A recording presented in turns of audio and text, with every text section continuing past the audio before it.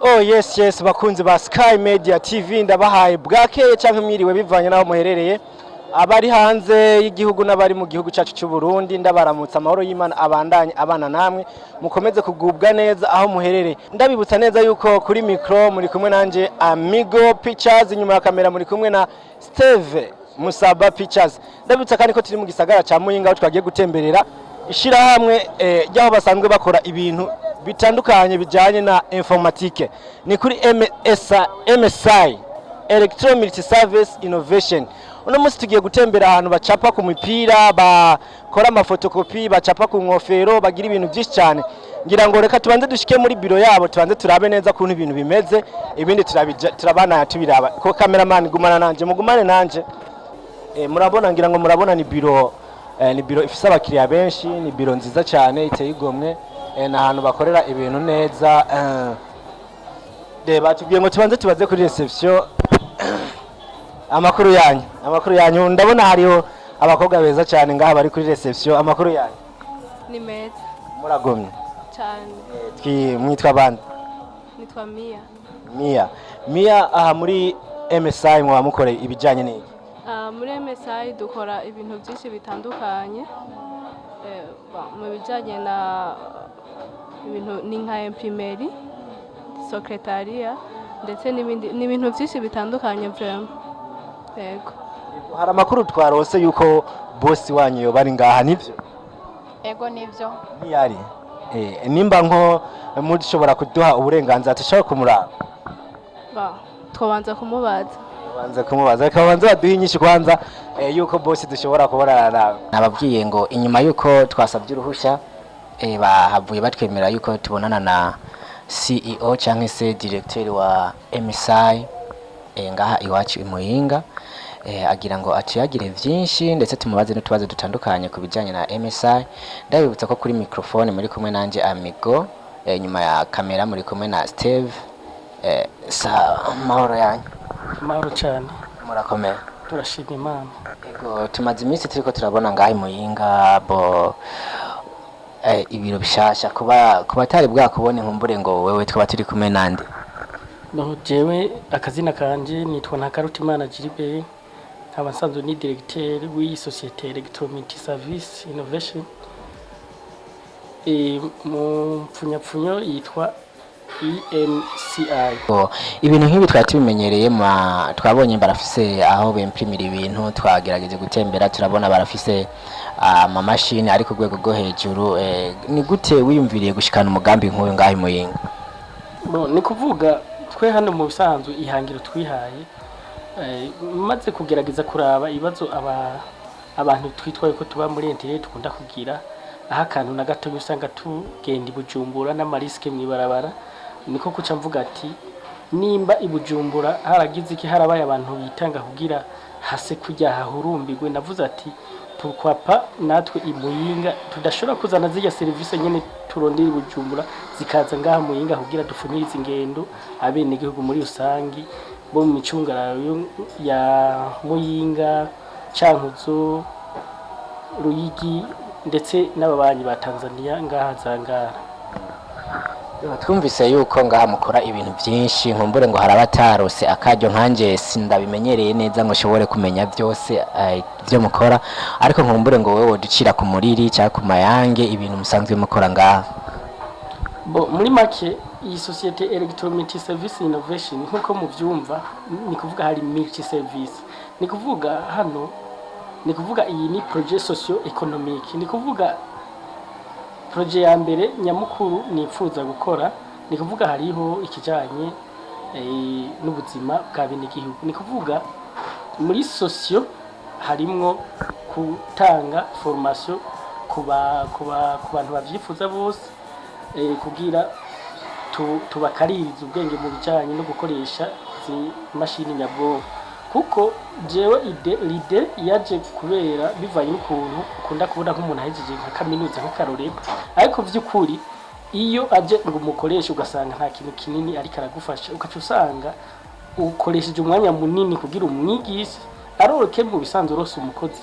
normalement yabwirizwa guhera ku munsi wa mbere ku producer ni kuvuga ibikorwa akora bikazana umusaruro. Ni mwiyo ntumbero naciye mvuga ati reka kameme ndabe ko kameme hoba ibikorwa vyo kunonosora kugira abanyamuyinga bishobotse tubakaririza ubwenge kugira abakozi duforoma abantu bafise ubuhinga, ariko hano turibanda cyane ku kintu bitwa ethique de deontologie professionnelle, kuko burya mu buzima nabonye umukozi ashoboye adashobotse arutwa n'umukozi adashoboye ariko ashobotse.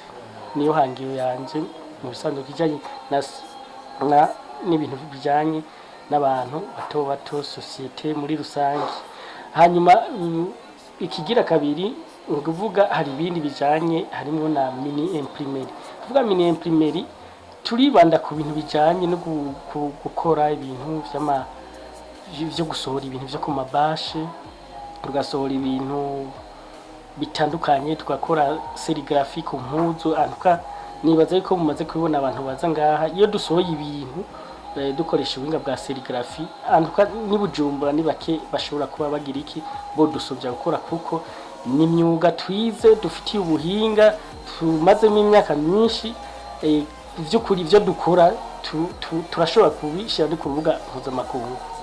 Yego ntabwo ego ngira ngo abantu barashobora kuba biyumvira ati nkumbure ngo ibintu bikoragwa muri EMSI ivyo babizimvye ku bantu baba biyumvira ko services zitangirwa ngahazo bari services zizimvye. Ibiciro ho hano bimeze gute ibiciro vyo ngaho? Ni kuvuga twebwe nkuko umubivuze ikigamaze kugaragara nuko abantu hano bishize muri kumengo na hano VIP, ariko iyo winjiye indani ntusanga le contraire. Ni kuvuga twebwe ibiciro vyo ngaha nico kimwe no n'ahandi bipfuza. Uwo bishaka yoza ngaha akinjira akavyirabira. Twe nk'akarorero naho zobize impression zisanzwe zifotocopy zisanzwe, anuka ugeranije n'ahandi n'ibiciro standard. Mbere wanashaka twe nta mpamvu yuko twozimba, kuko vyogenda kose aho dushaka gukora ama produit turakora ama produit hano kuvuga naho twoja munsi ya plafond y'abandi ubuzima bubandanya. Ariko igikuru nuko tutica commerce muri rusange yo ngahe muyinga, naho ubundi twegwe n'ukuri abazoshaka kubinyuza bazoshike ngaha bavyirabire. Yego nkumbure ngo turabona yuko akazi kariko karagenda neza.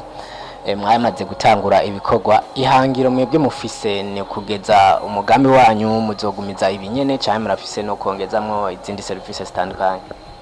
Twe apara ama services dusanzwe dukora ni kuvuga haje na ku mayange na ama services menshi, kuko twebwe nk'ubu urabona mu bijanye n'impapuro muri rusange turipfuza yuko tubijamwo en profondeur, kuko urabona apara bijyana kubwiye turakora ama bordero, turakora ibintu bijanye tuvuga ama livre de caisse meza, ibintu byinshi bitandukanye antuka bijanye n'impapuro.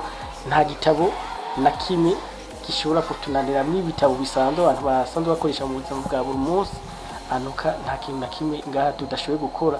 Meme naho gerageza kuraba turafise n'ama machine asohora ibintu biometrique, turafise ama machine ashobora gusohora impapuro vy'ukuri uziravye uvuga ati kweri ibi vyo bitakoreye nk'imuyinga, kuko benshi ndamaze kubona barakunda kwishiramo ikivyiza biri Bujumbura, ariko nino turashoboye n'ukuri kuko nta kibuza nino muyinga mu misi. Nifuza yuko mu misi nka muyinga yo biri mu ntara za mbere zirimwo ibintu bimeze neza, kuko nararavye igihe kirekire sanga muyinga iri mu ntara ifise abantu benshi. Ni kuvuga imaze kubamwe abantu benshi rimwe ama ONG menshi, nico gituma navuze ati reka nze niyastare muyinga kugira dukora ibintu kameme, kugira abo bantu bose aba partenaire batandukanye bazotugane kameme baronke service bipfuza. Numvise yuko ngaha muratanga formation mu bijanye na informatique, sinzi ko nibeshe. Ego umuntu ashoboye kuza kugira formation hano arashobora kuba yo uburyo bisaba n'uburyo bungana gute, bo akora formation igihe kingana gute, ashobora gusohoka ari umuntu afise ubuhinga bumeze gute mu bijanye na informatique?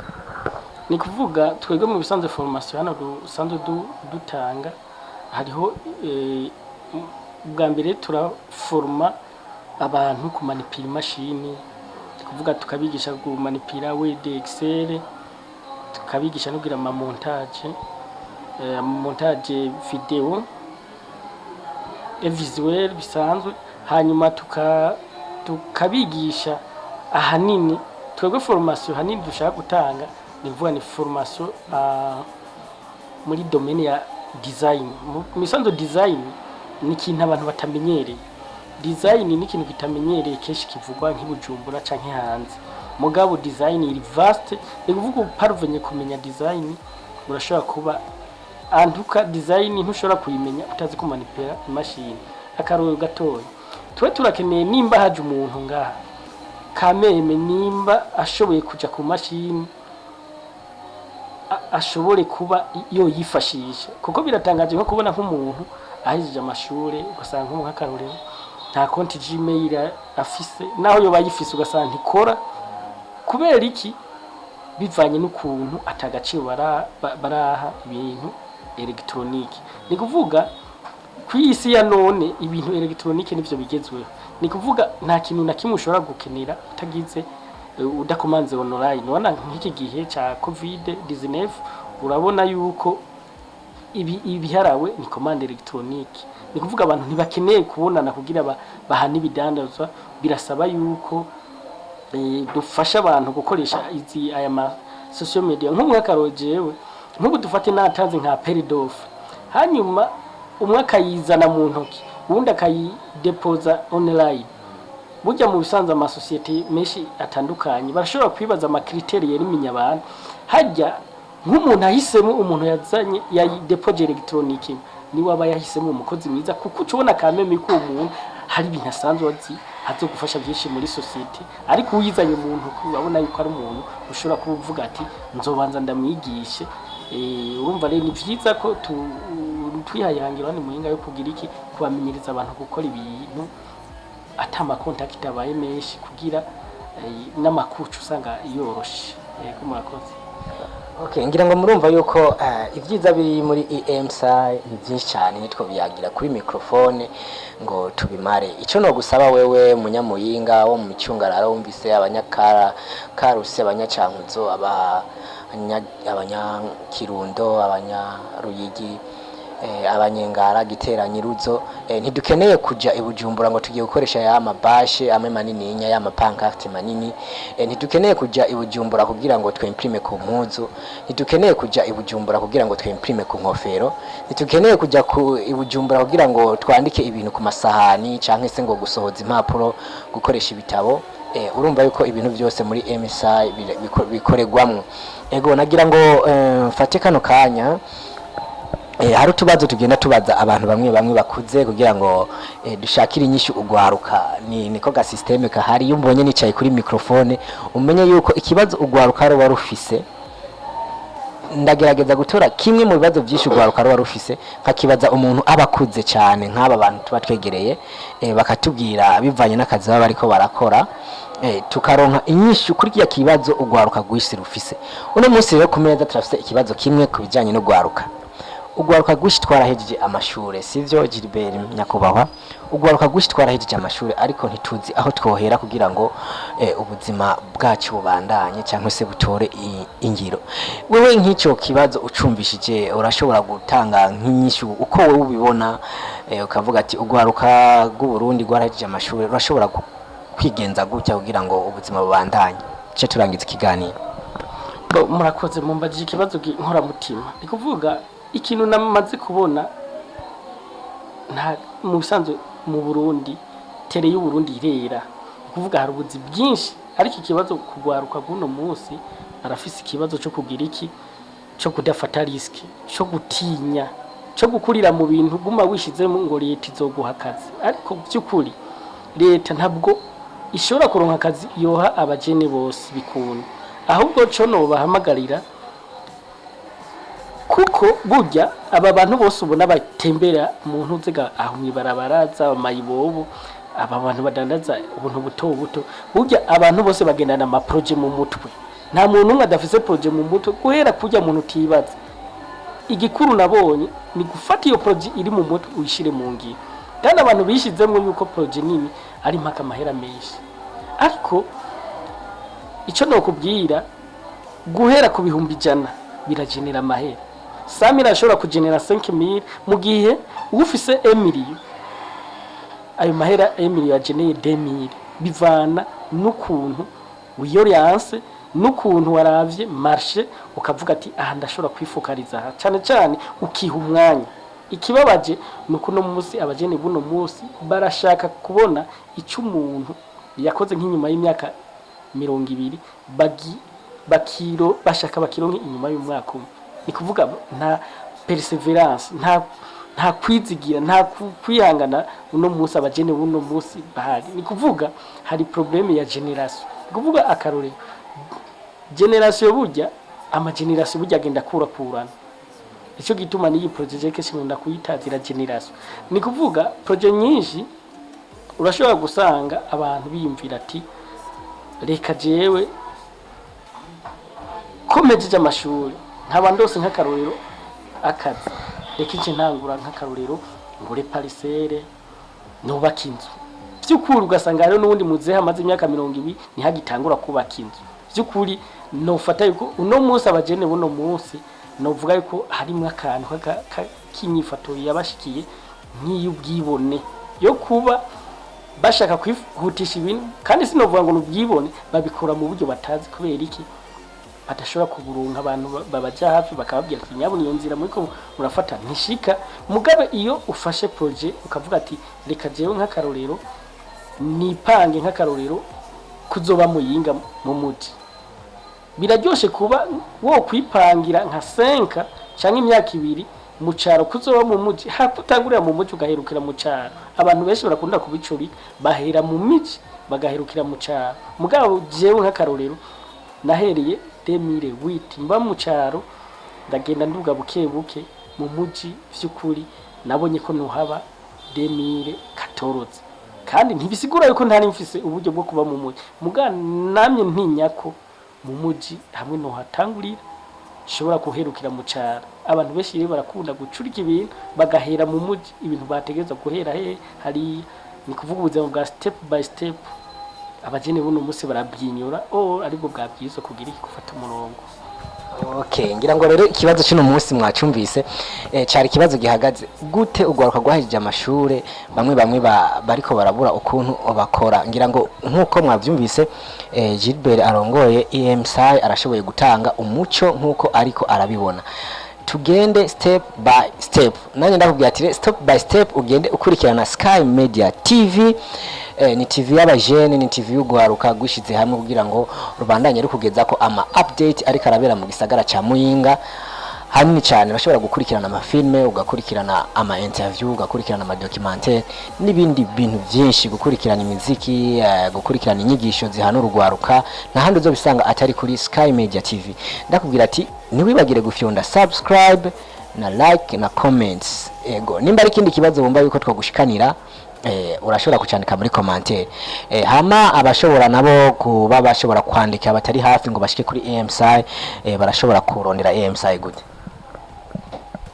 bo ni kuvuga kuturonka biroroshe gose ni kuvuga jewe inimero yiwanje nk'akarorero ushaka kundondera ni kuvuga ni 79 840 414 iyo ni WhatsApp telefone ndayigumana mu ntoki jewe ni gake mva ku murongo kubera nariyemeje urudandazo rwo ku murongo ni kugira ntagira umuntu ambura ku murongo hanyuma abandi bagashobora gucisha ku tafise na page Facebook ushizemo EMSI ucuyibona hanyuma na email yiwacu ni mcsociete@gmail.com ubutumwa bwanyu tuca tububona ndakubwira rero ati cunyaruka kuri page ya EMSI kugira ngo buri akantu kose kazohora gasohoka buri akantu kose kazohora gasohokera ngaha muri EMSI uzohore ubu wa mbere kukaraba urashobora no gutanga commande en ligne uciye aho hantu hose twagiye turadondagura ego mwakoze kuduha kano kanyu namwe murakoze kudutera iteka yizewe akazi ka design ngaha muri EMSI ukabona gute akazi ka design ni fresh kubera ninaje sanze ndabikora nije nshaka kubona ati kagenda neza cyangwa ntikagenda neza mugabo wa general sava ngaha mu bijanye na design mushobora gukora ibiki n'ibiki ku bantu batabizi bariko baradukurikirana babimenye bo design ni ibintu byinshi, ni service yagutse. Design en fait ni traitement que ça soit ya image cyangwa ya majambo biki, ni byinshi biragutse sana. twabonye ngaha murashobora kuba mwimprima ku mipira no ku nkofero. Hari abantu bifuza kugira ama mariage, bifuza kwambara bwa bupira bwanditseko king na queen. Hari abantu bifuza udukofero turi kama grifu. Ndabona nk'ubu nkanje naje ntambaye agapira ka Sky Media, naje ntambaye inkofero ya Sky Media. Nk'umuntu ashobora gukoresha utwo tuntu nk'agapira kamwe n'inkofero biri complet, biba bihagaze mu mafaranga ngana gute? Bo ikintu cy'ibiciro burazimbutse gose, bo ushaka kusanga ari nka kamwe cyangwa nka tubiri, umuntu araheza akaza tukavugana n'ibintu negociable, muratesha n'umuntu mukavugana.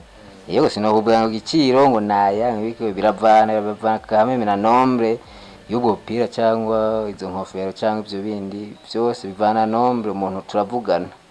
Yego ngira ngo Jen byinshi twavuganye na boss. Ego nk'akantu wewe wumva woshikiriza abanyamuyinga nabo mu micungararo yaho, wumva we nka wewe woshikiriza ni nkagake? Turi muri service y'ubudandaji, service y'akazi. Nukuvuga je icyo noshikiriza nuko boza bakatuvizita, nimba ni babantu nyene biyumvira yuko ibintu byo ngaho byo babizimvye, bakashika bakaraba bakabaza bagakompara n'ahandi. Kandi vraiment murazi ibintu bishasha nyene, ibintu bishasha haba harimo akantu kakabijya par rapport y'ahandi. Yego noneho je ndibaza yuko je ahi muyinga ngira baramenyereye aho ndi nta makenga bogira. Urumva no kubaza utashora biremewe? Nangorane turi muri domaine y'ubudandaji. Umuntu yinjiye muri shop yawe ashobora kubaza ntagure cyangwa akabaza akagura, ibyo ni ibintu bisanzwe. Yego ndababwira yuko je nagerageje kuraba kabisa, se mbona yuko ibintu ni byiza. Alva wogira ngo mwakoze kuri kano kanya mwaduhaye.